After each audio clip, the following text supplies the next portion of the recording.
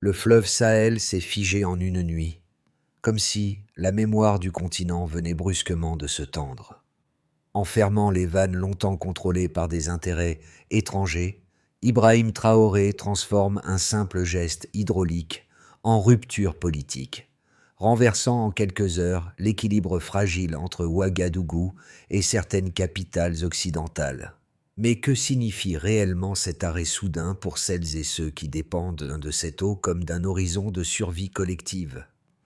Et si ce geste sur un fleuve devenait l'onde de choc la plus imprévisible du Sahel contemporain?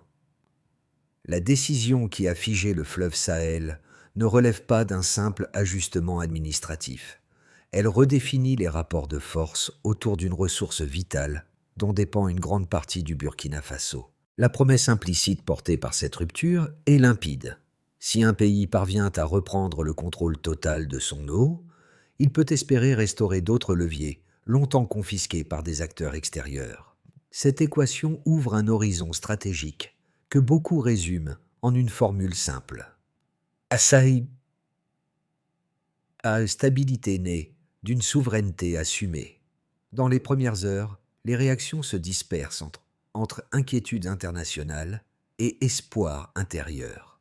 Les chancelleries occidentales s'interrogent sur l'équilibre régional, tandis qu'à Ouagadougou, certains voient dans ce geste l'occasion de sortir enfin d'un héritage colonial persistant. À l'échelle du Sahel, les observateurs notent que la portée de cette décision dépasse l'ingénierie hydraulique. Elle touche à la cohésion nationale, à la solidité économique et au rôle futur du pays dans la région. Mais une interrogation demeure, suspendue au-dessus du fleuve arrêté. Combien de temps faut-il pour transformer un acte de rupture en structure durable ? La première rupture apparaît lorsqu'un chiffre longtemps relégué au rapport technique refait surface. En 2020, plus de 40% des recettes liées à la gestion de l'eau du Burkina Faso étaient captées par des entreprises étrangères. Cette donnée, perçue autrefois comme une simple statistique, devient soudain la clé d'interprétation qui explique pourquoi Ibrahim Traoré a jugé nécessaire de reprendre le contrôle direct du fleuve Sahel. À Ouagadougou, des documents rendus publics révèlent que la dépendance du pays n'était pas seulement économique, mais aussi technologique. Le système hydrologique reposait sur des dispositifs brevetés en Europe, notamment par une société suisse qui détenait les droits exclusifs sur les technologies d'irrigation. Les données hydrométéorologiques essentielles étaient collectées, traitées ou validées à distance par des opérateurs étrangers grâce à des satellites qui échappaient totalement à la supervision nationale. Autrement dit, le Burkina Faso gérait son eau sans posséder les outils permettant réellement de la contrôler. Parallèlement, les réactions externes contrastent avec les dynamiques internes. En Europe, certains gouvernements qualifient sous la fermeture des vannes de sabotage et redoutent une déstabilisation du Sahel.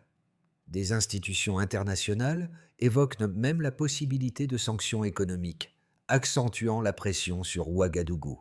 Pourtant, dans les rues de la capitale, l'atmosphère est radicalement différente.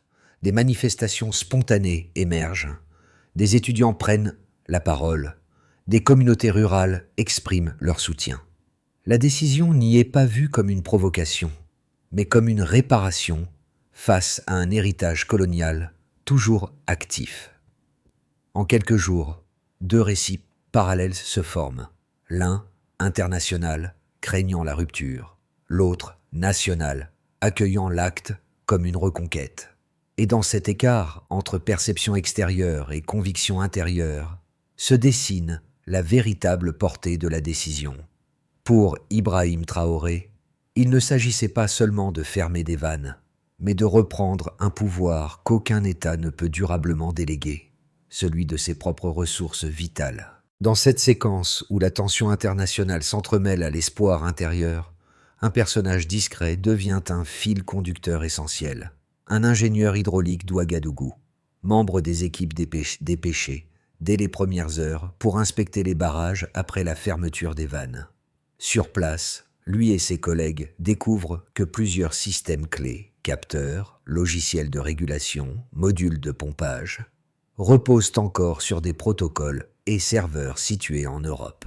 Cette constatation, purement technique en apparence, illustre la profondeur de la dépendance que la décision présidentielle venait de mettre à nu. À quelques kilomètres de là, dans un quartier périphérique animé, une commerçante offre un autre angle sur l'événement. Pour elle, la reprise du fleuve ne représente pas une opération hydraulique, mais une réparation symbolique. Les fluctuations d'approvisionnement décidées ailleurs avaient rythmé sa vie quotidienne pendant des années, affectant l'ouverture de son stand et la stabilité de ses revenus. Le jour où l'annonce a été faite, elle raconte que les habitants de son quartier sont sortis spontanément discuter, non pas par euphorie naïve, mais parce qu'ils avaient le sentiment d'assister enfin à un renversement d'injustice historique. Ces deux micro-récits, l'ingénieur face au système verrouillé depuis l'étranger, la commerçante face aux conséquences concrètes d'une dépendance invisible, montrent que l'impact de la décision se joue autant dans les entrailles des techniques des infrastructures que dans les gestes du quotidien. Localement, l'acte n'est pas perçu comme une provocation diplomatique, mais comme une réappropriation de quelque chose d'essentiel.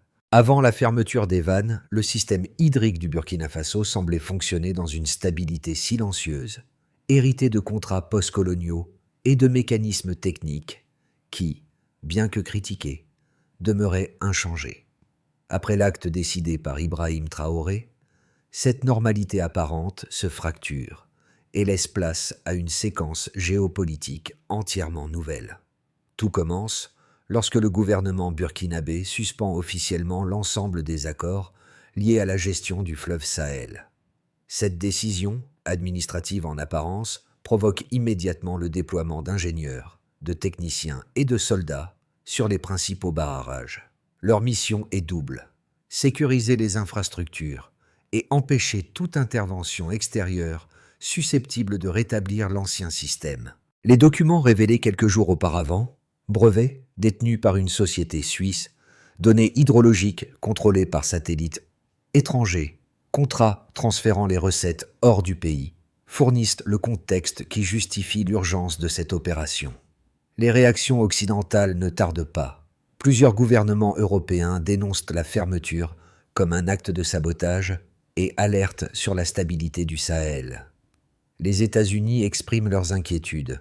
Le FMI gèle un prêt essentiel destiné à la modernisation des infrastructures hydrauliques. Les entreprises européennes impliquées dans la gestion du fleuve annoncent la suspension de leurs opérations, ce qui provoque un vide technique immédiat. Pourtant, un contraste saisissant se manifeste à Ouagadougou. Manifestations de soutien, rassemblements spontanés dans les quartiers, discours d'étudiants et de leaders communautaires. Pour une partie de la population, la fermeture des vannes devient un symbole de reconquête. Un moment où s'effrite un système perçu comme l'une des dernières traces d'un héritage colonial. À mesure que les jours passent, les premières conséquences matérielles apparaissent. Le retrait des opérateurs étrangers laisse des infrastructures partiellement incomplètes, exigeant une mobilisation massive d'ingénieurs nationaux. Le gouvernement lance des programmes urgents pour reconfigurer les systèmes de pompage, rétablir les circuits d'irrigation et créer des dispositifs alternatifs afin de remplacer les modules contrôlés depuis l'Europe. Pendant ce temps, les institutions internationales diffusent dans des analyses prévoyant une crise économique imminente, soulignant la fragilité d'un pays exposé aux sanctions et au retrait des investissements. Mais sur le terrain, un autre mouvement se dessine, celui d'une cohésion retrouvée. Les Burkinabés, convaincus que les difficultés actuelles sont le prix d'une autonomie future, continuent de soutenir la décision présidentielle. Dans plusieurs régions, la fermeture des vannes cesse d'être vue comme un risque isolé et devient un acte fondateur, annonciateur d'un basculement structurel. Ainsi, cette chronologie met en lumière une évidence. L'acte initial n'a pas simplement interrompu un flux d'eau, il a ouvert une nouvelle ère politique où la souveraineté hydrique devient un levier central du rapport de force entre le Burkina Faso et le reste du monde. Avant la rupture, le système hydrologique du Burkina Faso fonctionnait sous un contrôle étranger profondément ancré, souvent invisible pour le grand public. Après la fermeture des vannes du fleuve Sahel, cette dépendance technologique et financière apparaît pleinement, révélée par une série de documents qui éclairent les motivations de la décision présidentielle. Le premier indicateur majeur provient d'un rapport d'experts hydrologiques révélant qu'en 2020, plus de quart des recettes générées par les contrats d'eau étaient captées par des entreprises étrangères. Ce chiffre, qui semblait n'être qu'une donnée comptable, montre l'ampleur d'un déséquilibre financier structurel qui plaçait le pays dans une position de subordination économique. Le second élément déterminant concerne les technologies d'irrigation. Des dossiers datés de 2025. Didier Fungas prouve qu'une société européenne détenait les brevets structurants de l'ensemble du système.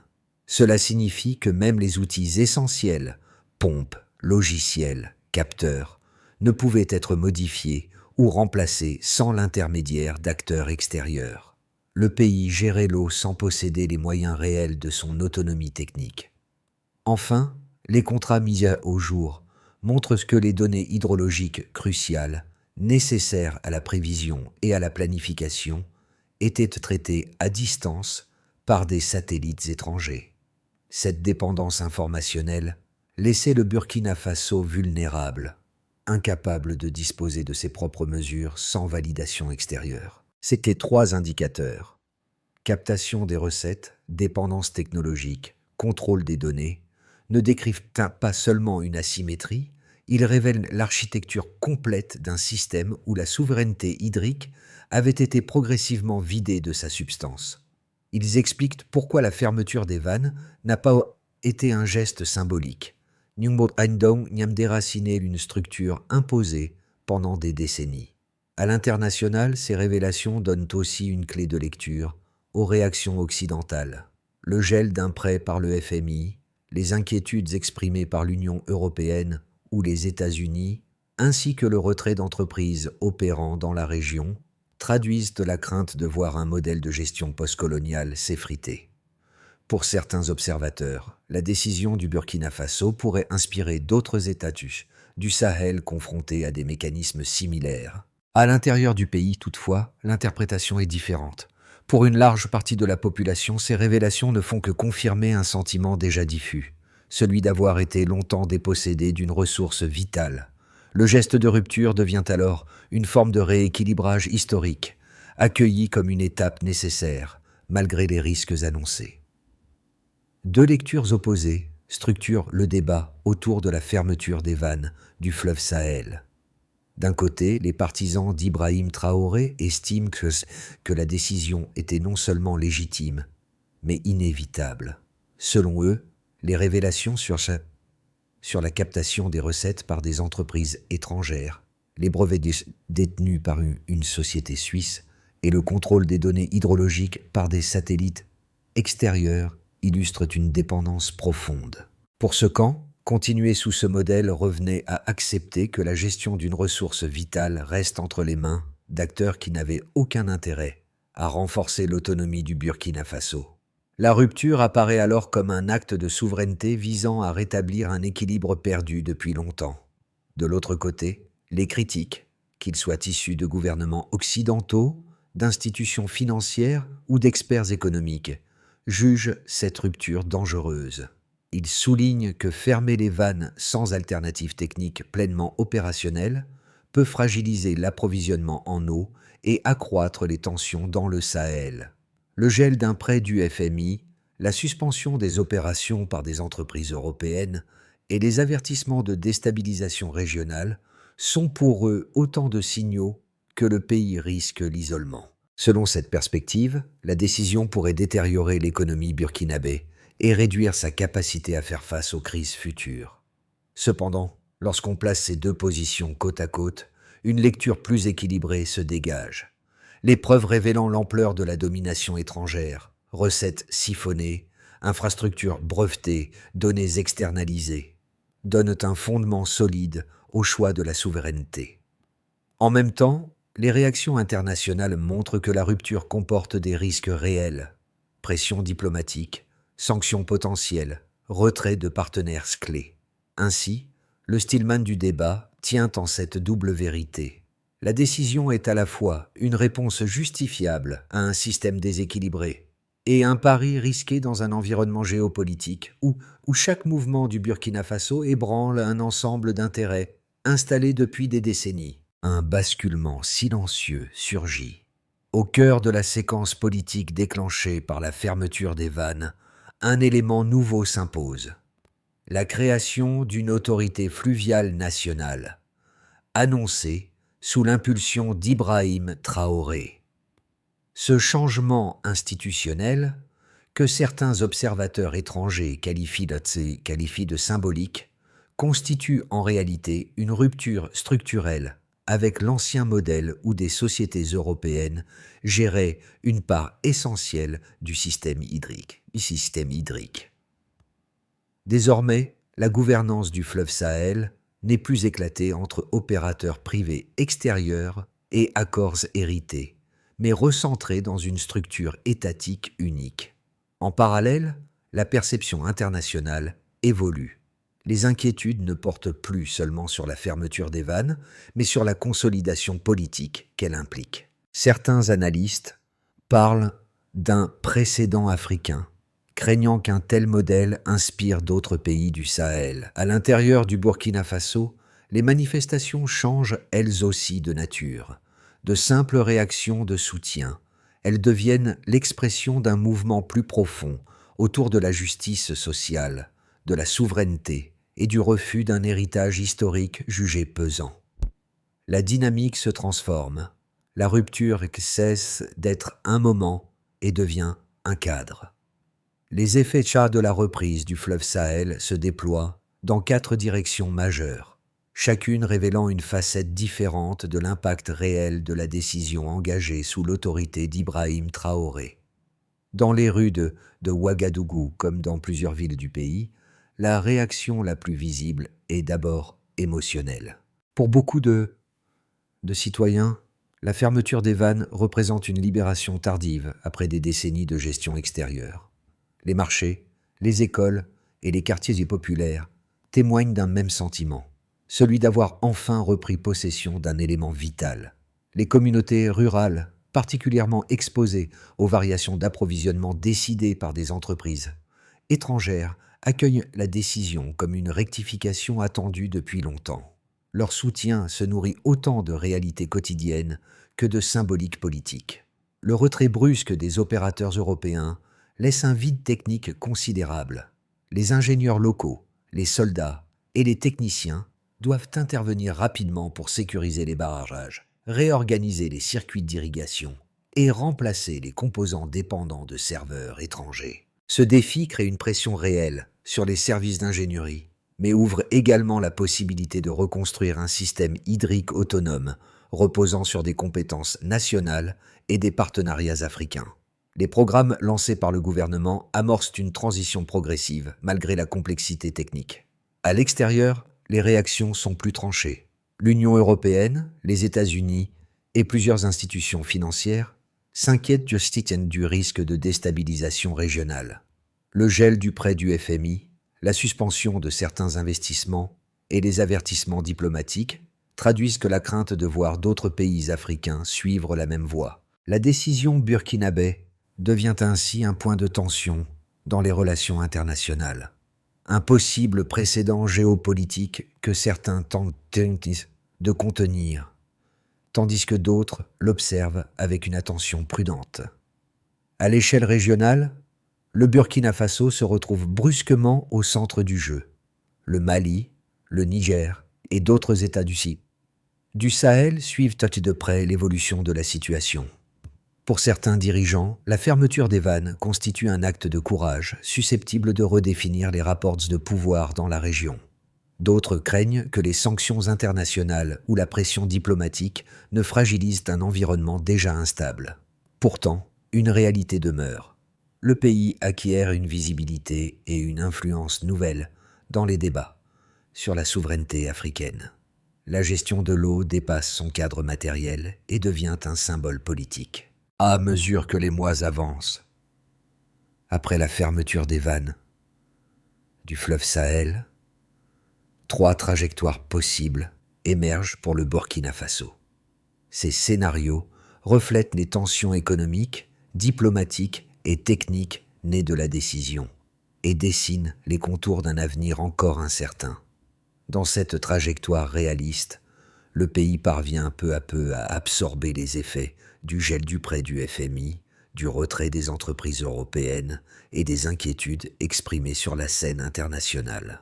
Les programmes d'infrastructure lancés par le gouvernement burkinabé commencent à produire leurs premiers résultats. Stations de pompage remises en service, circuits d'irrigation stabilisés, contrôles locaux renforcés. Parallèlement, des partenariats africains, observés depuis le début de la crise, fournissent un appui technique ciblé. La croissance demeure fragile, mais une forme de cohésion intérieure joue le rôle d'amortisseur. Dans cette version, l'acte du Burkina Faso devient un catalyseur pour plusieurs pays du Sahel. Inspirés par la rupture opérée, certains États entament une réévaluation de leurs propres accords concernant les ressources stratégiques. L'Union africaine, déjà mentionnée dans les discussions régionales, facilite alors un cadre de coopération hydrique.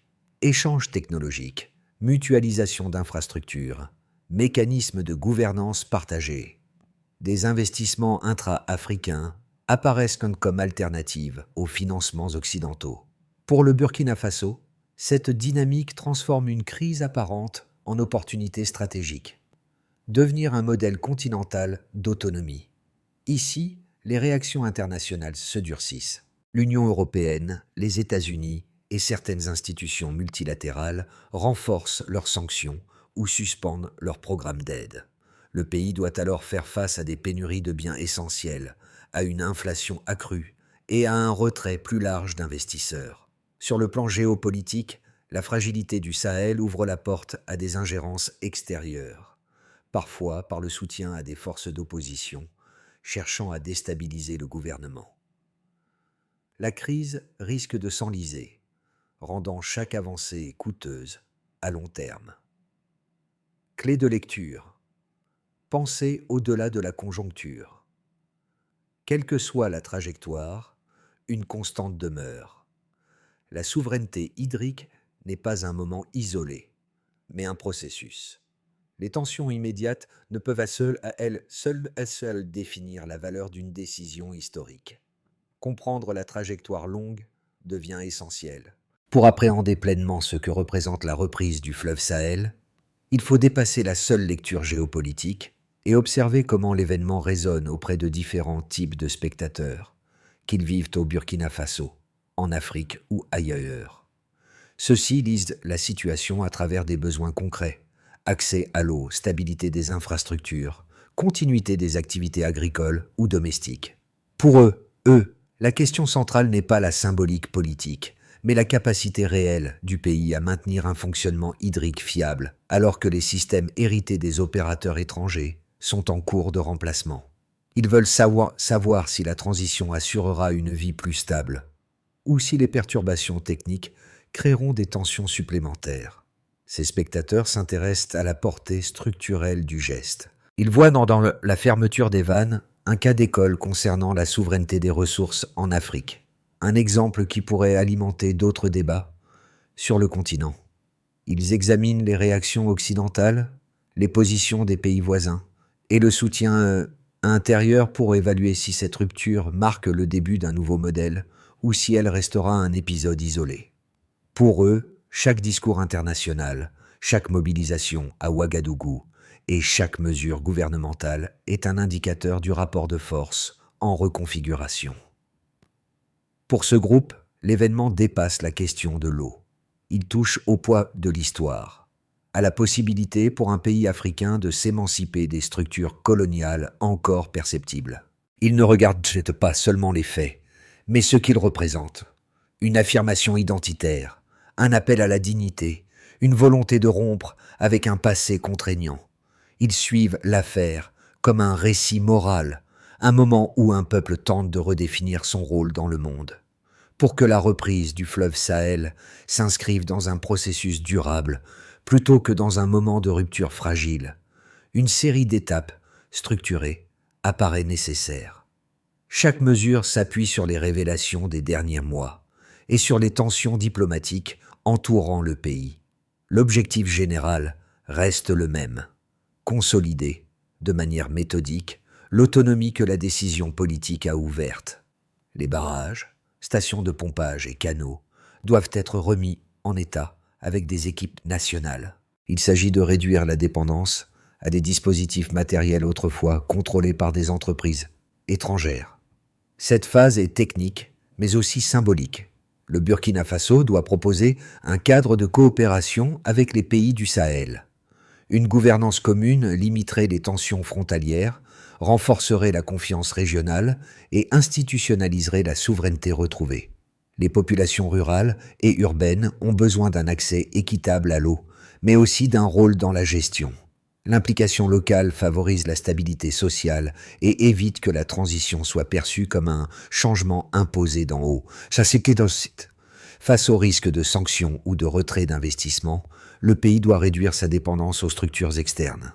L'agriculture durable, les services et la production intérieure peuvent jouer un rôle clé dans cette résilience. Chaque étape doit être accompagnée d'indicateurs: niveau de contrôle des données hydrologiques, performance des infrastructures rénovées, stabilité de l'approvisionnement, capacité à fonctionner sans appui extérieur. C'est cette capacité de pilotage indépendant qui transformera la rupture initiale en fondation durable.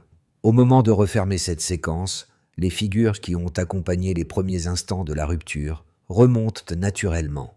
L'ingénieur d'Ouagadougou, confronté au système verrouillé depuis l'étranger, et la commerçante, témoin des conséquences concrètes de cette dépendance dans son quotidien. Tous deux ont perçu, chacun à leur manière, ce que signifiait réellement l'acte initié par Ibrahim Traoré, un renversement qui redonnait voix et légitimité à ceux qui vivaient jusqu'alors dans l'ombre des décisions extérieures. Ce ne sont pas les communiqués diplomatiques ni les débats médiatiques qui résument le mieux ce moment, mais les scènes ordinaires. Une boutique qui rouvre, une conversation de rue, un quartier entier qui découvre que le fleuve, souvent lointain, est soudain devenu un enjeu partagé.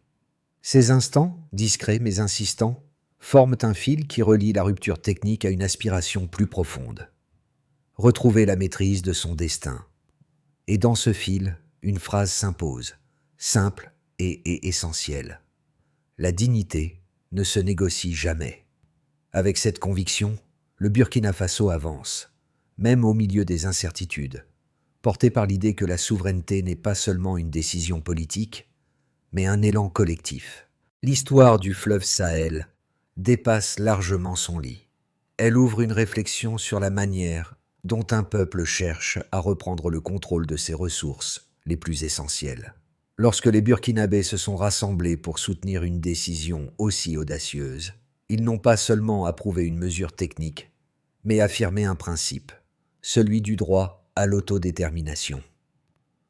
Dans d'autres régions du continent comme ailleurs dans le monde, cet épisode ravive des discussions sur la justice, la mémoire coloniale et la capacité des nations à repenser leur rapport de dépendance. Il ne s'agit pas d'un appel au conflit, ni d'une invitation à défier qui que ce soit, mais d'un rappel simple. Chaque peuple cherche une voie qui lui permette de se tenir debout. Et alors que les mois à venir détermineront jusqu'où cette rupture pourra aller, une question demeure ouverte pour chacun de nous. Jusqu'où un pays doit-il aller pour protéger sa souveraineté?